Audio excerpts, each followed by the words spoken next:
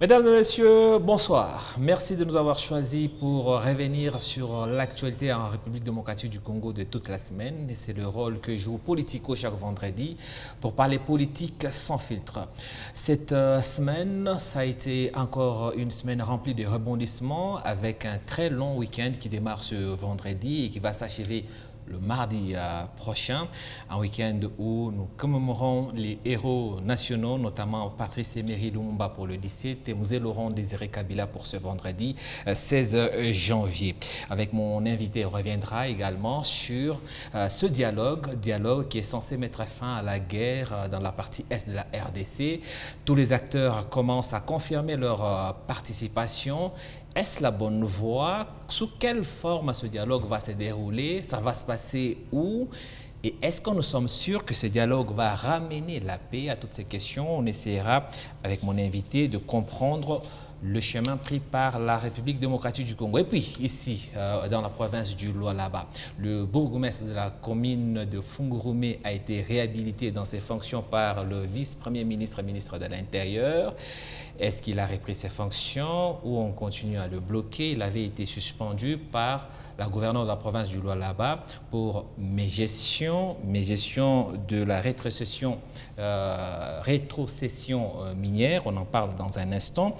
On parlera aussi de ce qui se passe dans la deuxième ville de la province du Lualaba, à Kassaji, où le centre universitaire a été fermé. Les étudiants sur place sont énervés. Ça tombe bien, ce soir, sur notre plateau, nous avons un député honoraire de Lualaba, M. Donat Chimboj. Il est président national de la CONACO, dauphin, nous dit-il. M. Donat Chimboj, bonne arrivée. Merci Alain Saint-Pierre, c'est pour moi un honneur d'être là et laissez-moi d'abord vous jeter des fleurs parce que vous défendez l'honneur du Lualaba. C'est Lualaba que nous on veut toujours grand. Quand je suis sur ce plateau, je me sens très à l'aise et très content. Félicitations pour le travail que vous abattez parce qu'à travers le monde entier, on sait suivre l'actualité du Lualaba grâce à vous et merci. Grâce aux demi-dieux. C'est qui les demi-dieux? C'est lui qui a fait que les Lualaba existent. C'est lui qui a fabriqué tout le monde, les riches aujourd'hui, les pauvres, les fous, les intelligents, les élites comme vous. Et c'est lui qui a fait qu'il y ait une chaîne qui permette de rendre visible le Lualaba à travers le monde, les demi-dieux, l'homme qui a fabriqué les autres. Vous parlez de qui? Soyez un peu clair. Ceux qui connaissent les Lualaba, avant lui, il n'y avait pas une province qui s'appelait les Lualaba. Il y a quelqu'un qui est venu avec une province qui s'appelle les Lualaba, il l'a façonné, il a jeté les jalons, il a créé Mikuba et il est parti. Ah, vous parlez de Richard Mouyej? Ah, les demi-dieux. Et vous êtes son dauphin? N'est-ce pas? N'est-ce pas? Sur ces traces, je suis à l'aise. Très bien. On a compris le message, en tout cas le message est passé. Et ils ne sont pas nombreux sur cette terre des hommes, comme lui. Ok, ce sont vos propos, ça n'engage que vous. Oui, ça n'engage que moi, son dauphin. À l'entame de l'émission, je disais que ce week-end, il est long.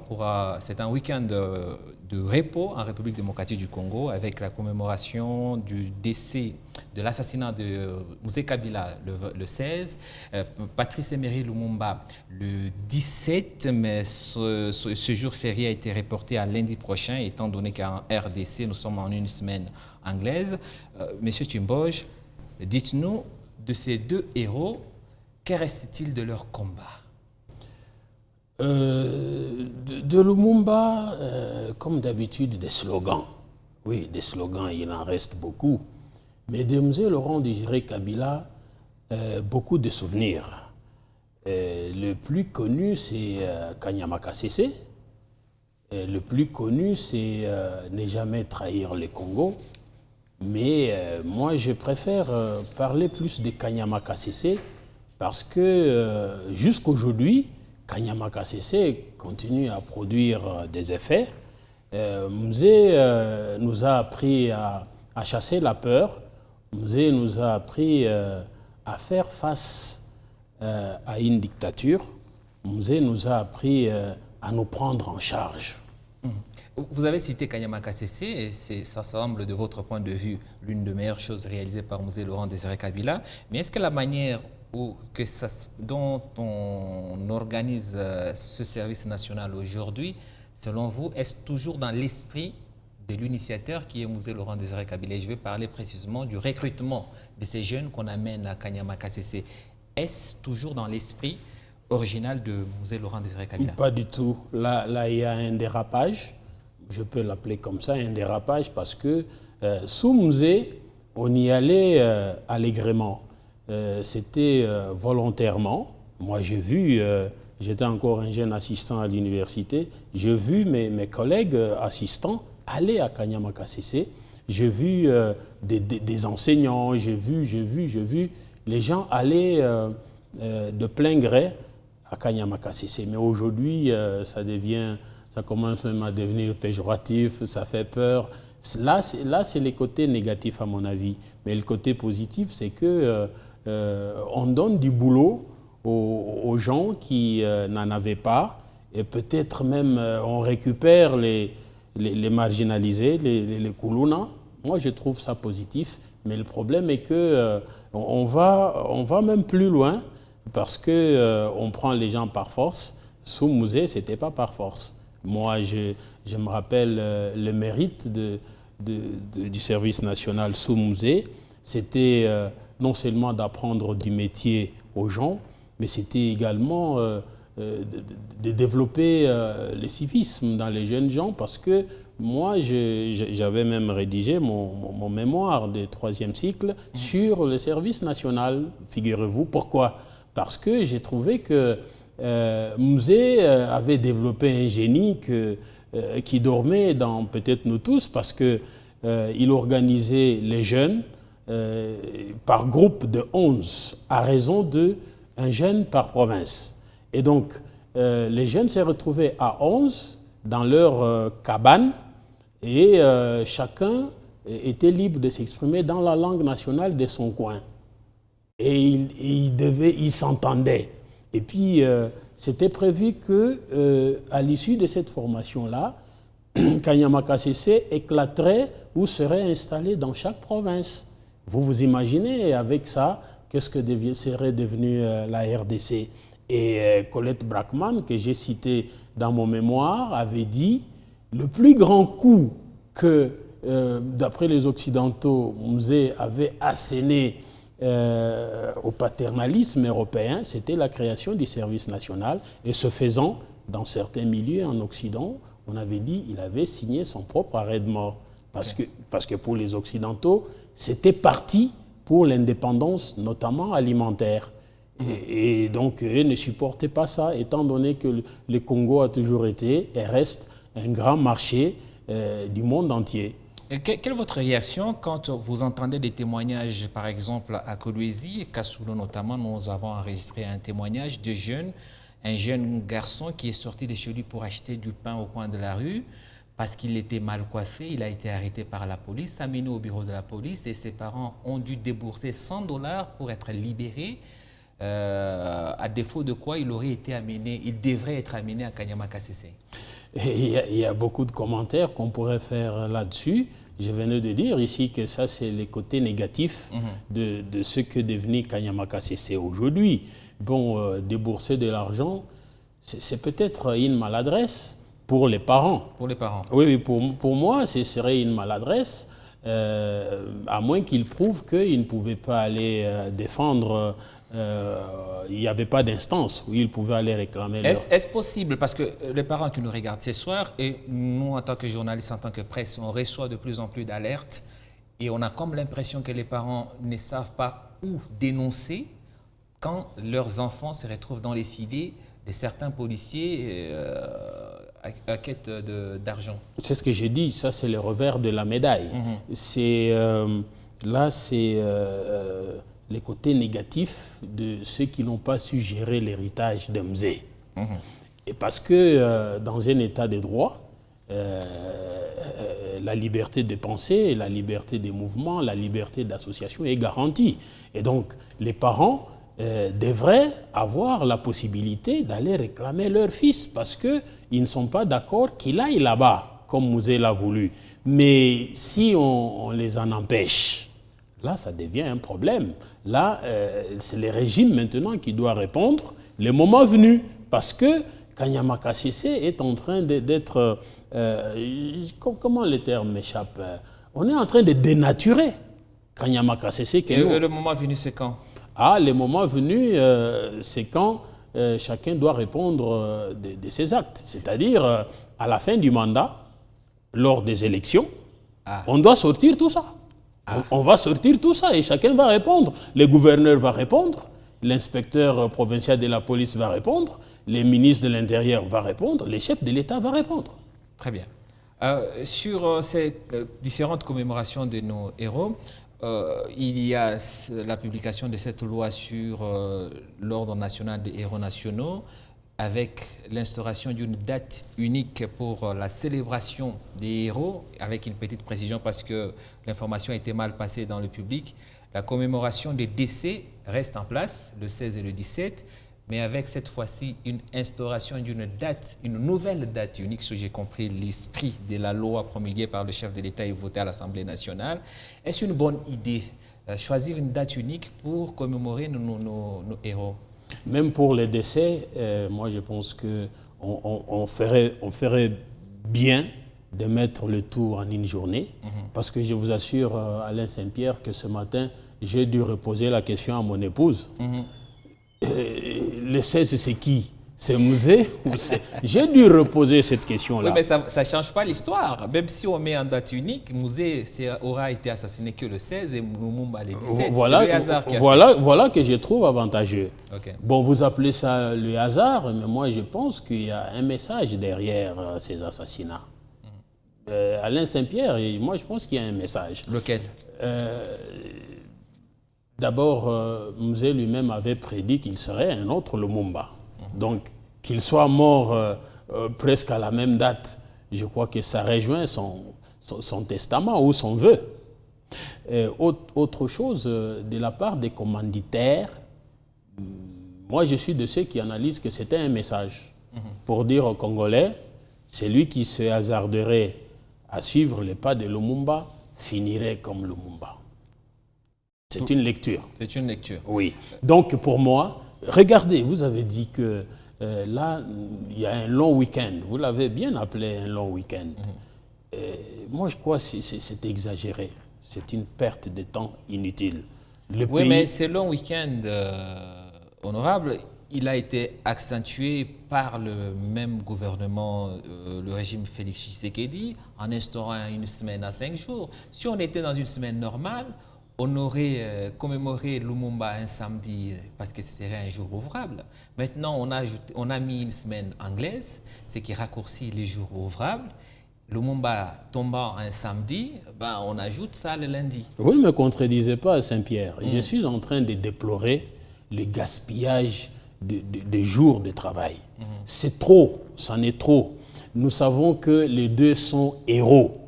Les deux sont le maître et les disciples. Alors, on les commémore le même jour. Ça ne coûte rien du tout. Au lieu d'aller dans les folklores, là, nous perdons beaucoup de temps. Nous perdons vendredi, nous perdons samedi, nous perdons dimanche, nous perdons lundi. 4 jours. C'est plus en un mois.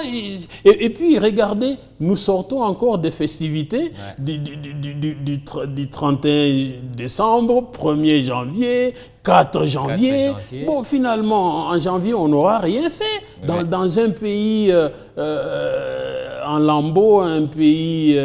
où tout est à faire. Où tout est à refaire, mon cher ami. Nous perdons trop. Je me rappelle dans cette province, quand on venait d'arriver, j'avais dit que tout le Lualaba est un chantier, y compris la presse. Et j'ai reçu de menaces, des insultes, parce qu'on n'a pas compris un chantier, c'est quoi. On a fait venir la responsable de l'INPC ici, qui est venue leur dire, mais un chantier, la presse est encore un chantier au Lualaba, et c'est tout à fait normal. Donc le Congo est encore un chantier, on ne peut pas se permettre pareil gaspillage. On note votre remarque, ça fait donc 6 jours qu'on aura perdu en janvier. Pour rien. Pour rien, et en sachant que le mois de février, il est naturellement court, ce qui veut dire qu'on on avance à grands pas et on ne travaille pas beaucoup. Ouvrons à présent le dossier du dialogue qui se dessine de plus en plus. Félix Tshisekedi accueilli, reçu par son homologue angolais. Ensuite, il y a les prêtres catholiques et les pasteurs de l'ECC qui ont été reçus. Semble-t-il en coulisses, Joseph Kabila et Moïse Katumbi auraient été avant reçus aussi par le président angolais. On ne confirme pas l'information, mais ça s'est dit en coulisses. Ce qui est sûr, toutes les bases semblent prêtes pour un dialogue entre Congolais. Vous, est-ce que vous pensez que c'est la bonne solution? Et est-ce que vous êtes partant pour ce dialogue? Oui, et si on pouvait m'inviter, j'irais même sans valise. Okay. Oui, Dieu, enfin, les anciens disent que Dieu a créé les humains avec 2 oreilles et une bouche. C'est-à-dire, il serait intéressant, sage, de parler moins et d'écouter beaucoup. Moi, j'ai mal à entendre des trouvères, des troubadours qui chantent, je ne sais pas, pour plaire au chef de l'État et pour dire ces dialogues-là, on n'en a pas besoin, ça ne va rien résoudre. Mais ces gens-là sortent d'où? Ces gens-là sortent d'où? Parce que pour nous, les tchombistes, nous savons que ce pays a été sauvé par Moïse Tchombé et rappelé ou invité par ses collègues anciens ennemis d'hier. Ça veut dire quoi? Ça veut dire que après la sécession katangaise, Moïse Tchombé, diabolisé, est parti en exil. Il a laissé le pays aux mains de ses adversaires ou de ses ennemis politiques. Mais la solution n'était pas venue. Le pays s'enfonçait encore davantage dans l'émiettement, dans les guerres, parce que tout le monde était devenu seigneur de guerre.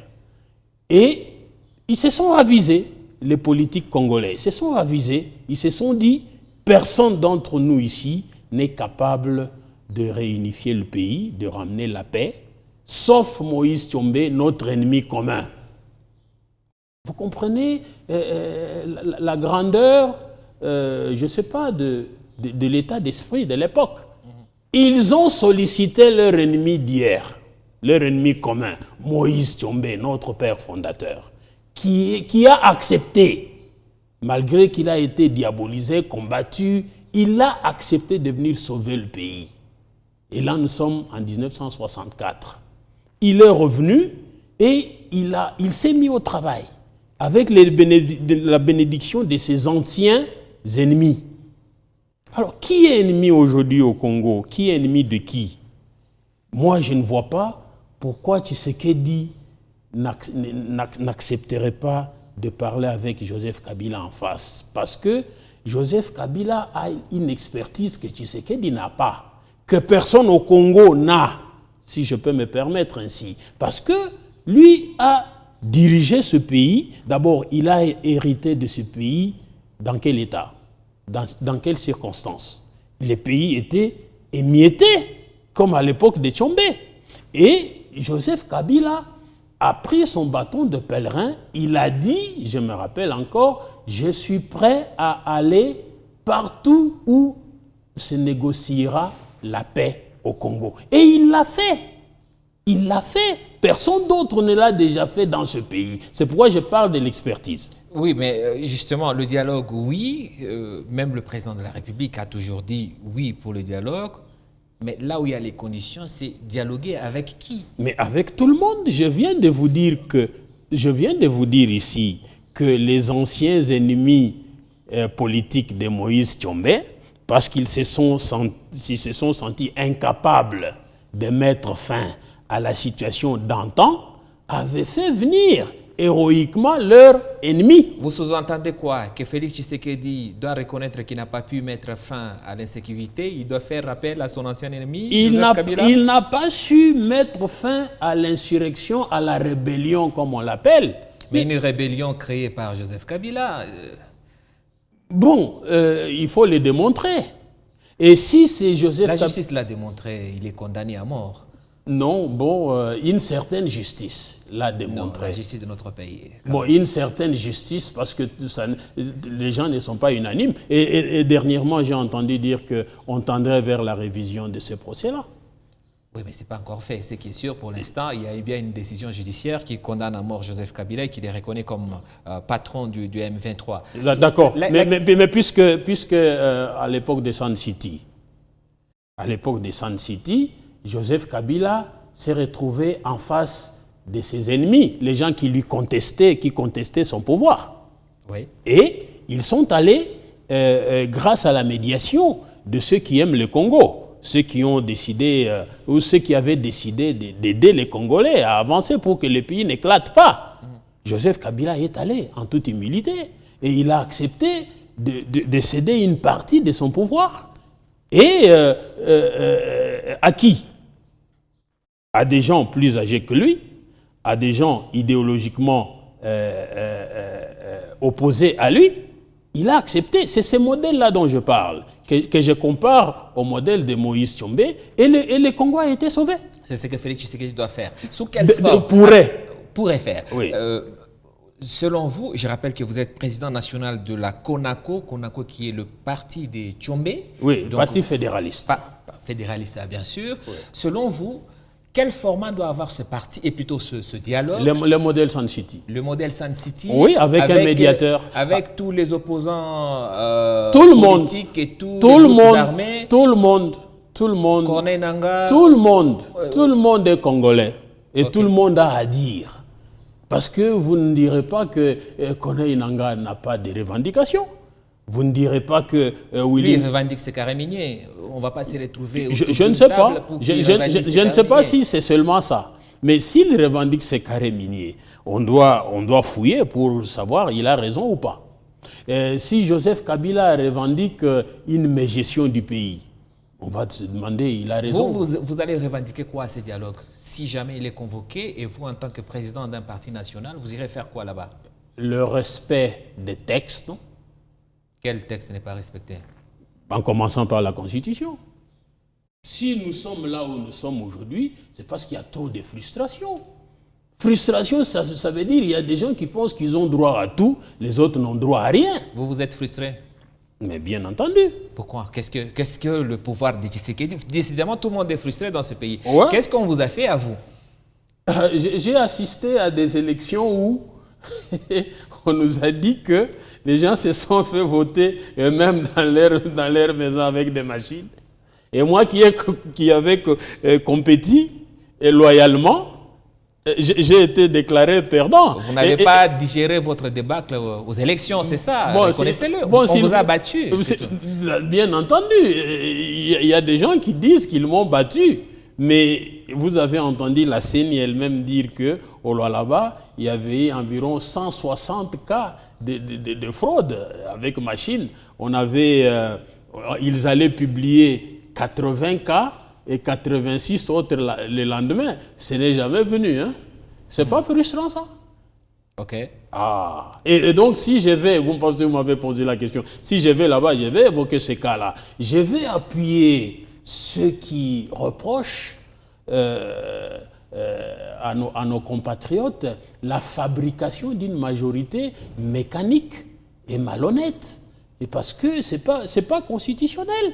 Oui, mais si vous êtes légaliste, c'est une parenthèse que j'ouvre, à l'époque, pourquoi n'étiez-vous pas allé devant la justice pour prouver qu'on vous a volé votre victoire au lieu d'être frustré dans votre coin et souhaiter la partition du pays? Mais le FCC avait revendiqué, continue à revendiquer. Qui a entendu? Et la Cour constitutionnelle a interprété à sa manière. Et le fameux mandat n'est pas impératif. On a interprété ça à leur manière. Et la conséquence, c'est que jamais au monde, on a vu ce qui s'est fait dans notre pays, c'est-à-dire changer une majorité mécaniquement, en plein mandat. Vous pensez que ce n'est pas une frustration, ça? Nous participons aux élections, nous avons notre majorité. Allez, Mamba, moi j'ai l'habitude de dire qu'il faut écouter le peuple. Okay. Écouter le peuple, ça veut dire quoi? Quand nous sommes allés aux élections de 2018, le peuple avait bien tranché. Le peuple avait dit, Kabila, FCC, vous n'avez plus la présidence. Elle va à l'opposition. On a applaudi. Mais le peuple a dit à l'opposition, Kabila a sa majorité, vous devez composer. C'est l'équilibre.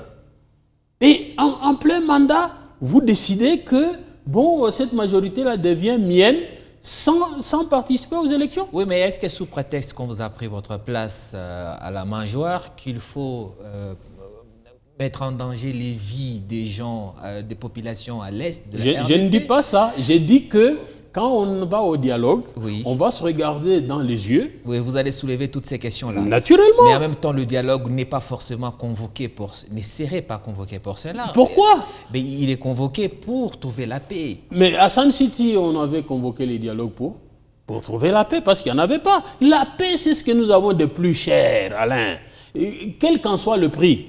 La paix, c'est ce que nous avons de plus cher. À Sun City, on est allé rechercher la paix. En 1964, on a rappelé Moïse Tshombe parce qu'il fallait chercher la paix. La paix nous manque. Honorable Tchimboj, restons sur la forme d'abord de ce futur probable dialogue en RDC. En RDC, on a plus de 1000 partis politiques, plus les groupes armés. Comment est-ce qu'on va s'asseoir autour d'une table? Et ça va prendre combien de temps pour entendre les frustrations de chacune de personnes? Allez, Mwamba, vous étiez encore très jeune, mais je ne crois pas que vous étiez à l'école maternelle. En 90 ou en 92, parce que rien n'allait au pays, les acteurs politiques ont demandé la conférence nationale souveraine. Mobutu avait dit conférence constitutionnelle. On lui a dit conférence nationale souveraine. Vous voulez la même chose? Il y avait combien de participants? Plus de 2500. Plus de 2500. Vous voulez la même chose? On a fait avec. C'est-à-dire, non, je voudrais dire que tout est possible quand la volonté est là. Okay. Il y avait eu plus de 2500 participants et ça a pris 2 ans. Ça a pris 2 ans. Ça a balisé le chemin, même si Mobutu avait récupéré à la fin, mais ça a balisé un grand chemin. Ça a appris aux gens qu'est-ce que c'est qu'un Premier ministre. Et on peut élire un Premier ministre sans passer par l'ordonnance de Mobutu, par exemple. Ça a appris aux gens que la majorité des Congolais, des Congolais, des partis politiques aiment le fédéralisme. On avait même sorti un projet de constitution République fédérale du Congo. Ok. Mais maintenant, vous m'étendez la perche. Si on organise ce dialogue, comment est-ce qu'on est sûr qu'à l'issue de ce dialogue, on va retrouver la paix? Bon, j'ai dit, on prend comme inspiration Sun City. Ouais. On doit avoir une médiation ou des médiations sérieuses. À l'issue de Sun City... Médiation sérieuse, ça veut dire? Avec des médiateurs sérieux. Pour l'instant, on a les États-Unis, on a les Qataris avec Doha, on a l'Angola, on a maintenant aussi les Togolais qui ont été... C'est pas le même format. C'est pas le même format, mais oui. Pour tous ces processus, tous nous ramènent à un dialogue. Ouais. Donc on suppose que tout ce bon monde, ce sont des médiateurs entre les différentes parties. Pourquoi pas? Parce que je me rappelle, il y a pas longtemps, on a parlé de 5 médiateurs. Ouais. Ouais. L'abondance ne nuit pas du moment. La question c'était qui est sérieux? Parce que vous posez la question du sérieux du médiateur. Ah, on va tabler, on va chercher, on ira par élimination. Par se mettre d'accord sur le médiateur. N'est-ce pas? Okay. Qui est des médiateurs. Et je voulais vous ajouter, vous rappeler qu'à l'issue de Sun City, on avait constitué un comité, je ne sais pas comment ça s'appelait encore, un comité de suivi piloté par la communauté internationale sous l'égide de l'ONU, de la MONUSCO. Et on suivait le respect des résolutions de Sun City. Et ça nous a conduit à la paix, ça nous a conduit aux premières élections que Kabila avait gagnées. Et donc, pour moi, le chemin est déjà balisé, le modèle Sun City, parce que ça met tout le monde en face de tout le monde. Oui, mais ici, il y a une question principale qui est celle de la confiance que vous vous faites entre partis. Et la plus grande reproche que les kabylistes font aux Tshisekédistes, c'est le fait que le président Tshisekedi est reproché de ne pas avoir la politique ou plutôt l'habitude de respecter sa parole donnée. Si jamais vous allez à ce dialogue, vous signez un document, quelle garantie vous avez que le président de la République va, comme vous l'avez dit, respecter sa parole? C'est pourquoi je vous parle de médiateurs sérieux. C'est pourquoi je vous parle du modèle de Sun City. Il y avait un comité de suivi des résolutions. Il faut ça.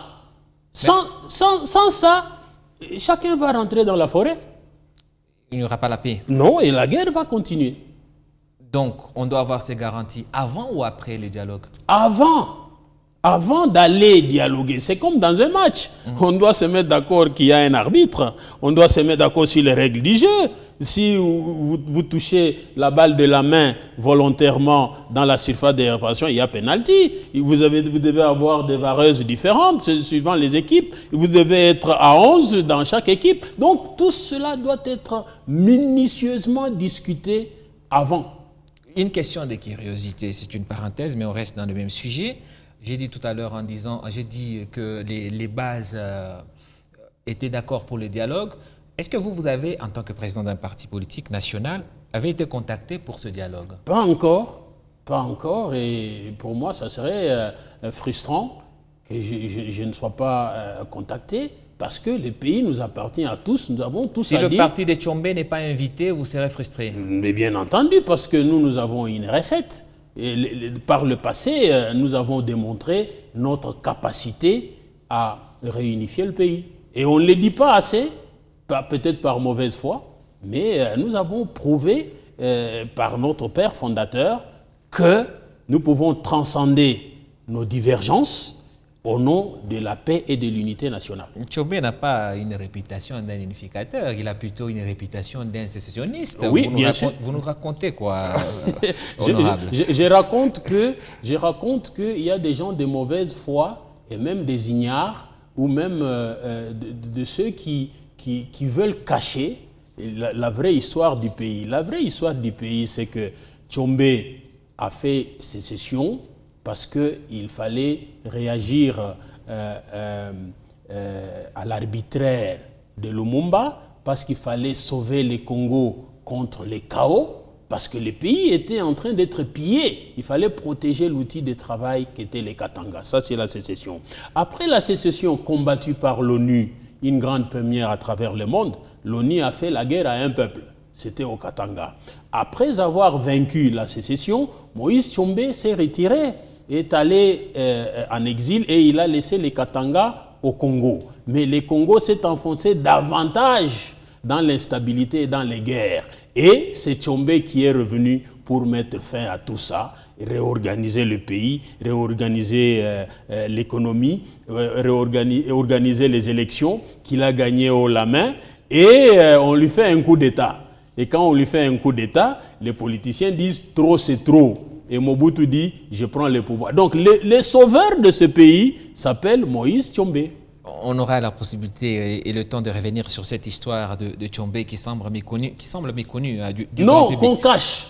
Qu'on cache. Très bien. Qu'on cache par mauvaise foi. Parce que Kasavubu a récidivé la bêtise qu'il avait faite sur Lumumba en révoquant le Premier ministre. Il a récidivé avec Tchombe, et il a donné l'occasion à Mobutu de lui faire aussi un coup d'État. Et vous, les héritiers de Tchombe, vous pensez amener cette recette au prochain dialogue? N'est-ce pas? Pour dire aux Congolais, nous avons, un exemple de celui qui a accepté la diabolisation.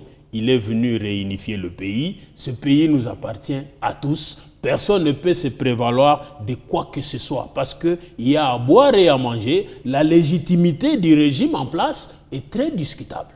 Si Tshisekedi et Kabila réussissent à se mettre ensemble, on finit la guerre. Il y a des voix qui s'élèvent à l'union sacrée, selon lesquelles, si cela arrive, si le dialogue suspend le mandat actuel du président Tshisekedi, ce qui veut dire qu'en 2028, Tshisekedi devra continuer à gérer le pays au-delà de 2028. Qu'est-ce que vous en pensez? Tout cela est possible au nom de la paix, mais il ne va pas gérer seul. Ah. Il peut pas vous êtes prêt à laisser Tshisekedi continuer à gérer au-delà de 2028? Pas seul. S'il vous associe à la gestion? Bien sûr, parce que au moment où nous sommes là... Et la population est d'accord avec vous? Alain Saint-Pierre, au moment où nous sommes là, nous n'avons pratiquement pas de garantie qu'il y aura élection en 2028. C'est impossible. Matériellement, c'est impossible. Et il y a des gens qui reprochent déjà à Tshisekedi de jouer à ça. Et donc, Si cela arrivait, ça serait seulement une répétition de ce qui s'est passé avec Kabila. En 2016. Oui, quand l'élection n'est pas possible, Kabila était sous pression de qui? De Tshisekedi et autres opposants, des confessions religieuses. L'histoire se répète. Donc vous ne serez pas choqué si Tshisekedi restait au pouvoir au-delà de 2028, à condition que vous soyez associé à la gestion. Pas moi, la classe politique congolaise dans l'ensemble. Dans vous. Naturellement, et lui dire, monsieur, vous n'allez plus gérer comme avant. Ouais. S'il reste au pouvoir au-delà de 2028, je ne sais pas quelles seront les conclusions de ce dialogue. Est-ce que les institutions actuelles telles qu'organisées, notamment la CENI, ça doit rester en l'état? Ça tombe, tout est à refaire. On reviendrait à Sun City. Alain Saint-Pierre, je ne cesse de répéter, les modèles, c'est Sun City. Kabila a accepté de partager son pouvoir. Cette majorité qui a été fabriquée de toutes pièces, elle doit être démantelée. Vous voulez 1+4 sous Tshisekedi? N'est-ce pas? C'est possible. C'est même impératif. Impératif. Est-ce que plutôt Kabila accepterait d'être vice-président de Tshisekedi? Pas nécessairement Kabila. Kabila est très élégant. Ah, okay. Il désignerait peut-être les demi-dieux. Il viendra sauver les Congos. Demi-dieux, surnom que vous avez donné à Richard Mouyej. Oui. S'il désignait les demi-dieux, le Congo est sauvé. Terminons sur la question du dialogue avec, évidemment, on en a parlé en passant, les médiateurs. Pour l'instant, le modèle du dialogue qui est mis en avant par l'opposition, c'est notamment celui proposé par les évêques et les CC, donc l'Église catholique, la SENCO et les CC. Mais pour l'instant, du côté du pouvoir, on ne semble pas être chaud pour suivre, pour avoir les églises comme... Ils ont commencé par refuser les dialogues. Okay. Bon, maintenant, s'ils acceptent le dialogue, c'est-à-dire qu'il y a une avancée. Oui. Il y a une avancée. Oui. Qui ne fasse pas le remake de Kabila Mobutu Sirutenika. Ok. Oui, nous devons éviter ça. Ok, on a compris. Oui. On a compris. On va avancer, on change de chapitre. Venons à présent au Lualaba, où il y a aussi beaucoup de faits d'actualité. On va commencer par la commune de Fungoromé, où le bourgmestre, M. Lieusan Kaleng, qui était suspendu par la gouverneure et qui a été réhabilité par le vice-premier ministre de l'Intérieur, on le voit en photo ici. La décision a été prise ce 15 janvier. En tout cas, le télégramme est arrivé là. Le 12. Le 12. Oui, le 15, c'est un autre. C'est un autre, oui, le 12 plutôt. Excusez-moi sur les dates. C'était le 12. Il n'y a pas que lui, toujours au là-bas, l'administrateur du territoire de Muchacha, lui aussi, M. Massikini, a été réhabilité dans ses fonctions. Ah, lui aussi? Oui, il a été réhabilité très bonne nouvelle. Après plusieurs mois de suspension. C'était avant Kaleng. Hein? Exactement. Et tous deux sont de l'IDPS. Exactement. Quelle réaction vous avez? Pour moi, c'est le retour de l'IDPS qui commence à se réveiller, parce qu'il était dans son profond sommeil là-bas. Pour moi, c'est le réveil de l'IDPS. Et c'est une très bonne chose. Ça mettrait, on comprendrait que ce serait peut-être le début de la fin de l'arbitraire.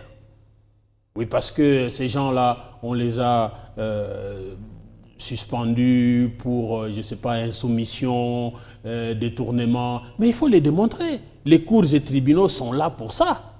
Les cours et tribunaux. Il faut une année pour démontrer la mégestion de quelqu'un. Il faut une année.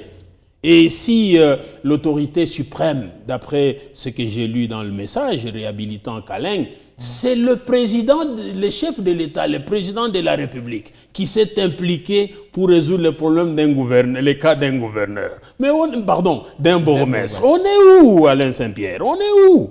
Même s'il faut centraliser les choses, on est où? Et maintenant, là, à Fungurumé, j'entends dire qu'il y aurait des petites voix qui s'élèveraient contre cette décision-là. Donc, c'est-à-dire que ces petites voix-là mettent en doute la capacité du chef de l'État de trouver, après une année, que le monsieur est innocent, ou que les deux messieurs méritent de reprendre leur poste. Le chef de l'État, avec tout cet arsenal qu'il a, le cabinet, le gouvernement, et les services, l'ANR, l'IGF et tout, tout le monde là est incapable de découvrir que ces messieurs-là ont volé l'argent du peuple. Et on met en doute la décision du chef de l'État et en même temps annoncer au Conseil des ministres. Les ministres sont incapables de dire, monsieur le chef de l'État, vous vous trompez. Les ministres sont incapables. Ce sont des petits bonshommes de Fungurume là, qui donnent des leçons au chef de l'État et ils lui disent, nous travaillons dans votre vision. Mais on se moque de qui? Mais en même temps, ce sont ceux qui sont dans le là-bas qui maîtrisent mieux, qui sont proches du dossier. Ils n'auraient pas tort de faire... Alain Saint-Pierre, ils ont eu une année pour démontrer au chef de l'État que son monsieur est voleur. Ils ont eu une année. Qui les en a empêchés? Ils ont eu une année. Ils attendent que le chef de l'État, après ces investigations, trouve que les deux messieurs méritent de reprendre leur poste. Et vous vous levez, vous vous réveillez de votre sommeil. Mais pendant une année, vous avez eu le temps de le démontrer. Non, un peu de respect. Un peu de respect. Parce que j'entends parler des chefs coutumiers, Alain Saint-Pierre. Est-ce qu'un chef coutumier est habilité à contester une décision administrative? Ça fait deux pouvoirs différents. Un chef coutumier est investi par la coutume. L'administrateur est investi par une ordonnance. Mais ils doivent travailler en harmonie. D'accord, mais il faut démontrer au patron. Les patrons, c'est les chefs de l'État. Ou alors, s'ils ne peuvent pas arriver à Kinshasa, qu'ils démontrent ça auprès du gouverneur qui a suspendu. Démontrer au gouverneur pour que le gouverneur aille démontrer aussi au VPM et qu'il aille démontrer aussi au chef de l'État que le monsieur a volé. Est-ce que la gouverneure avait eu tort de suspendre ces deux messieurs, le bourgmestre de Fungurume et le chef, plutôt l'administrateur du territoire de Muchacha? J'avais entendu les gens épiloguer là-dessus. Vous savez, en politique, chacun tire les draps de son côté. J'avais entendu les gens épiloguer là-dessus. Mais après une année, si la hiérarchie trouve que la suspension n'en valait pas la peine, ou bien elle était arbitraire. Pour vous, le débat est clos? Le débat est clos, il n'y a pas de débat. Surtout qu'on dit qu'on travaille dans la vision du chef de l'État. Mais vous travaillez dans la vision de quelqu'un dont vous contestez les décisions. Ouais. Moi, j'ai l'habitude d'appeler ça les politicailleurs qui sont là, ils traversent la rivière à travers les dos de l'éléphant. Donc l'éléphant est en train de traverser la rivière. Quelqu'un qui n'a pas la possibilité de traverser, il monte sur le dos de l'éléphant, il dit « Moi je suis Tshisekedi, je suis Tshisekedi ». Une fois traversé la rivière, il se dit « Éléphant, va-t'en ». Tshisekedi va te foutre. Moi, je suis déjà député. Moi, je suis déjà ceci. Et donc, je peux contester. C'est de l'indiscipline au sein de la maison. Oui, mais est-ce que vous pensez, parce que c'est un cas quand même, les cas de gestionnaires des entités qui ont été suspendues sont quand même légion à travers la République. Pour les deux cas sous examen, ils sont tous curieusement de l'UDPS. À la mairie de Lubumbashi, c'était aussi des cas de l'UDPS. Mairie de Kolwezi, des cas de l'UDPS. Tous ces cas, ils ont été rétablis. En même temps, on a d'autres gestionnaires qui ont été suspendus. Je ne vais pas revenir sur les cas Mouyej, mais dans le Haut-Katanga, on a le gouverneur Kabula. Pour eux, comme ils ne sont pas labellisés UDPS, vous pensez que c'est ça qui justifie le fait, qui explique pourquoi est-ce que le chef de l'État personnellement ne s'est pas penché sur leur cas pour les rétablir dans leurs fonctions?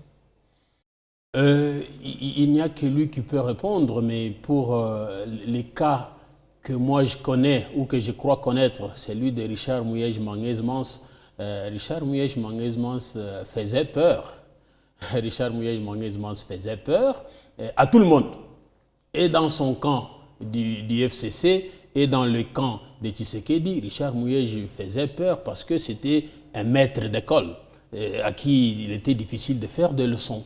Et donc, ce qui lui est arrivé, parce qu'on cherchait la petite bête, on a décidé tout simplement de l'éliminer physiquement. Il a été empoisonné. Il a été empoisonné parce qu'il était impossible de démontrer la faille dans sa gestion. Et parce qu'il a été empoisonné, et on l'a suivi par plusieurs manœuvres, on lui demande de démissionner sur son lit d'hôpital.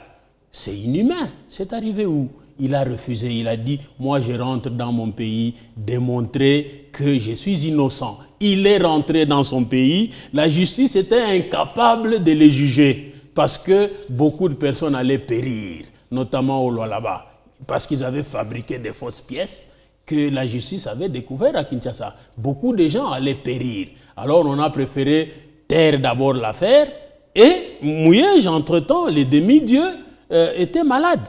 Il devait rentrer chez son médecin et il a trouvé que c'était de la pourriture. On ne pouvait pas les garder comme ça. Et il risquait de mourir. Il a préféré démissionner. Il a laissé tomber les choses. Donc personne n'a jamais démontré, si vous voulez que je fasse un parallélisme avec ce qui s'est passé avec les bourgmestres de Fungurume, personne n'a jamais démontré qu'il est voleur. Ni pour Fungurume, ni pour Mouyej. L'IGF l'a démontré, 350 millions de dollars détournés en une année. Non, l'IGF avait crié. L'IGF avait crié, mais l'IGF n'avait jamais démontré. Alinguetti, on peut tout douter du régime Tshisekedi, mais Jules Alinguetti, c'est quand même un monsieur qui faisait un travail sérieux. Et il est où aujourd'hui? Il est à la retraite. Et remplacé par plus âgé que lui. Remplacé par plus âgé que lui. Vous critiquez tout? Non, je démontre, c'est scientifique. Jules Alinguetti avait décrié. Mouyej était accusé d'avoir fait des dépenses sans pièces justificatives, pas d'avoir volé l'argent. Ce sont les troubadours en mal de connaissance du français qui ont dit qu'il a volé. Moi, j'ai relu les textes de l'IGF.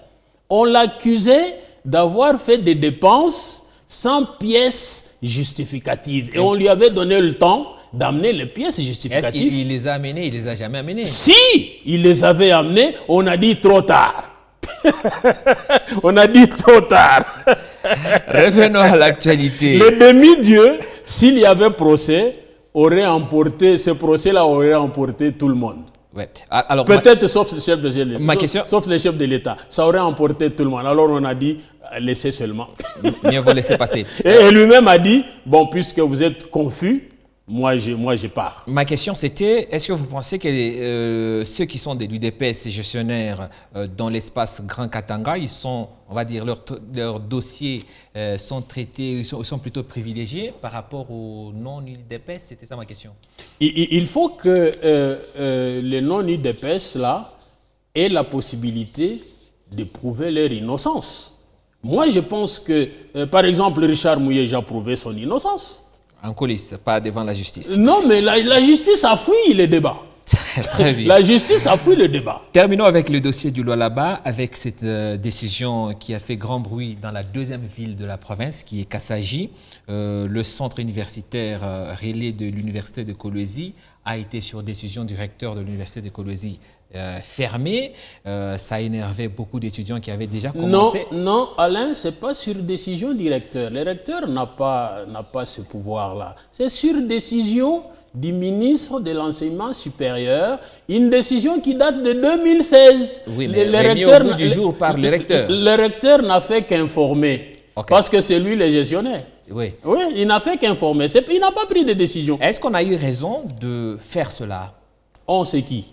Ben oui, le ministre national et les recteurs qui a relayé, qui a transmis la décision. Alain, la décision ne concernait pas que Kassaji. La décision concernait des centaines, ou concerne.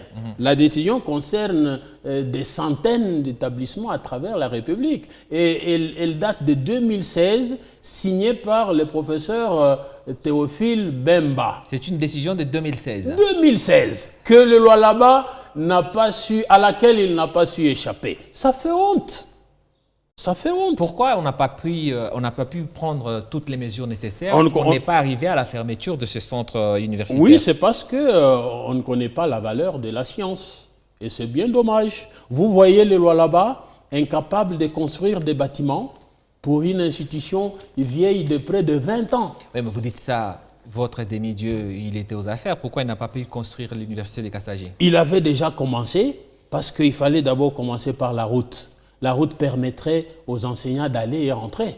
Oui, il avait déjà commencé, on l'a arrêté. Il avait déjà construit la mairie, les bâtiments de la mairie. Et donc, c'était en cours. On l'a arrêté pour ça. Et donc, est-ce qu'on peut justifier Alain Saint-Pierre, on peut expliquer que le Lualaba ait manqué de moyens pour construire des bâtiments pendant 20 ans ou pendant 9 ans. Prenons de 2016 à aujourd'hui, ça fait 9 ans. Ça fait 10 ans. 10 ans. On est en 2026. Oui. Est-ce que le Lualaba peut manquer de l'argent pour construire les bâtiments pendant 10 ans pour une petite université? Est-ce que l'université a des professeurs? Même pas des chefs de travaux. Qui enseigne à Kassaji? Aucun professeur. Donc, dans le fond, vous pensez qu'on a eu raison de fermer ce centre universitaire? Nous sommes tombés Mais qu'est-ce que doivent faire ces étudiants qui ont déjà commencé l'année académique? Non, vous n'êtes pas informé. On m'a dit qu'ils ont repris sur ordre verbal. Ah, ok. Sur ordre verbal. Bon, c'est peut-être pour ça que je ne suis pas informé. Oui, sur ordre verbal.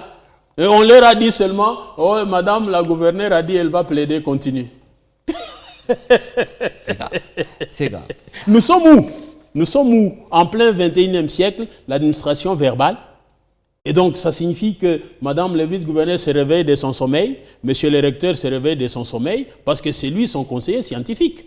Il se réveille de son sommeil pour dire « nous aurons des problèmes, allons gérer à Kinshasa, je ne sais pas, on va parler avec qui, peut-être avec les chefs de l'État. » Mais ça fait honte qu'une province comme celle-ci, avec tous ces moyens qu'on a, avec tous ces professeurs qu'on a, en commençant par moi qui parle, je n'ai jamais enseigné à Kassaji parce qu'il y a des gens qui s'approprient cette université-là. Ils pensent que c'est une affaire d'une tribu, c'est l'affaire d'une communauté. Est-ce que le Lualaba manque de professeurs? Ici, à Kolwezi, je peux vous compter le nombre de professeurs. Personne n'a jamais enseigné à Kassaji parce qu'on considère que c'est une chose gardée d'un groupe. L'esprit grégaire. À qui doit-on faire ces reproches? Mais à ceux qui pensent que... C'est qui ceux-là qui pensent? Ceux qui sont aux affaires. Ceux qui pensent que c'est leur affaire. Ceux de l'université de Kolwezi? En commençant par le gouverneur. Indifférente. Est-ce que c'est le gouverneur qui choisit les professeurs qui doivent aller enseigner à Kassaji? J'étais en train de dire que son premier conseiller scientifique, c'est qui? C'est le recteur. C'est le recteur, donc le fautif dans l'histoire.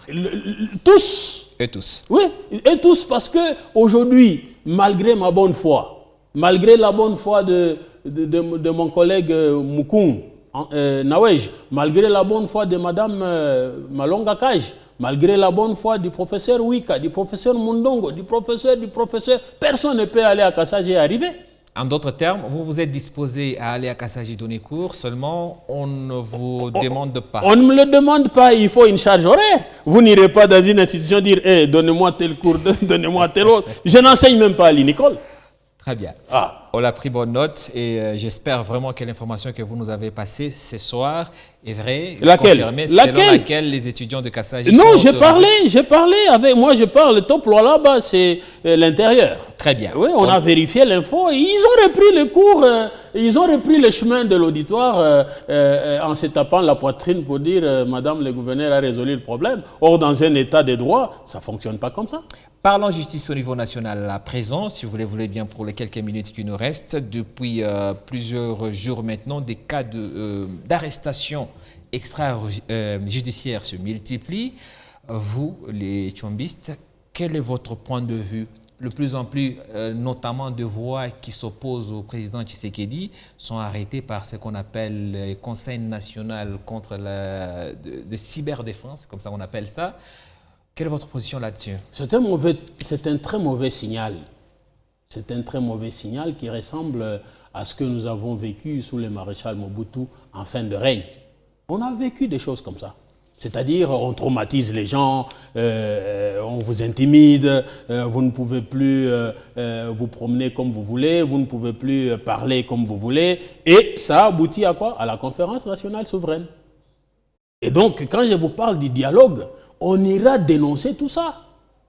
Oui, on ira dénoncer tout ça parce que c'est anticonstitutionnel. Vous privez vos concitoyens de leurs droits et libertés. Mais si ces citoyens violent la loi...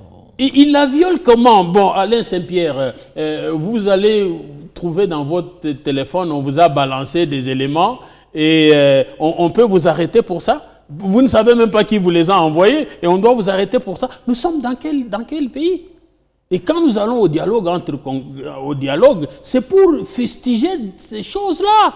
Nous ne sommes pas des sous-hommes dans notre pays. Le droit à l'expression, le droit aux libertés fondamentales, c'est garanti par la Constitution. Et la Constitution est au-dessus de tout le monde. Mais nous semblons être dans un pays où les droits, ou plutôt la loi, s'applique aux uns et pas aux autres. Bon, vous pouvez arrêter quelqu'un à 2 heures du matin, à 3 heures du matin. J'ai suivi dans un débat quelqu'un de l'UDPS, un cas de l'UDPS, s'est tapé la poitrine pour dire « Vous avez chanté qu'on a enlevé Shadari, mais grâce à cette action-là, Kinshasa a été sauvé, Shadari a fait trop de révélations. » Mais on va le vérifier comment. Vous enlevez quelqu'un à 3 heures du matin de chez lui et vous vantez ça? Mais au nom de la sécurité nationale, est-ce que le régime n'est pas en droit d'interpeller toute personne qui met en danger la sécurité nationale? Oui, mais oui. Il y a des normes, il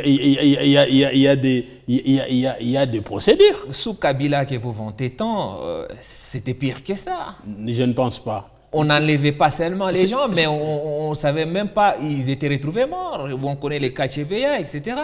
Ah, on connaît aussi Chéribin Okende, c'est sous Kabila? Chéribin s'est suicidé. La justice était claire sur la question. Ah, une certaine justice. Mais la veuve continue à clamer comme la veuve Chébéa. Manipulée par vous, pour l'opposition? Non, non. Comment on peut manipuler une veuve qui a perdu son mari? Vous allez la manipuler comment? Alain Saint-Pierre, les lois sont faites pour tout le monde. Barack Obama nous a donné une belle leçon. Il a dit, pour que l'Afrique avance, elle a besoin des institutions fortes, pas des hommes forts. Il n'y a pas longtemps, on a lu ici qu'Alain Saint-Pierre avait disparu et on l'a recherché. Alain Saint-Pierre n'est pas n'importe qui, on l'a là-bas. On l'a recherché et puis il est réapparu. Si on doit demander à Alain Saint-Pierre qu'est-ce qui lui est arrivé, ça nous prendrait toute une émission. Est-ce que c'est ça l'état des droits? Et au dialogue, on entend mettre fin à ça. Parce que ça fait de frustration. Vous frustrez quelqu'un dans son propre pays. Vous devez redouter la réaction. Parce que tout le monde ne réagit pas de la même manière. Nous sommes différents. Merci beaucoup, M. Donati Mbodj. Merci d'avoir accepté notre invitation. C'est pour moi un honneur et j'aurai le plaisir de revenir. Peut-être si vous m'appelez pour parler des réalisations de mon père fondateur, Moïse Tshombe, qui a sauvé ce pays. On aura l'occasion de le faire. Je rappelle que vous êtes président national de la CONACO, parti de Moïse Tshombe. Et je présente mes vœux les meilleurs aux demi-dieux. Très bien. Politico pour ce soir, c'est terminé. Nous sommes en rediffusion tout ce week-end, disponible quand et où vous voulez sur l'application MyCanal du groupe Canal+. Dieu voulant, je vous retrouve la semaine prochaine. D'ici là, merci de nous rester fidèles. Merci.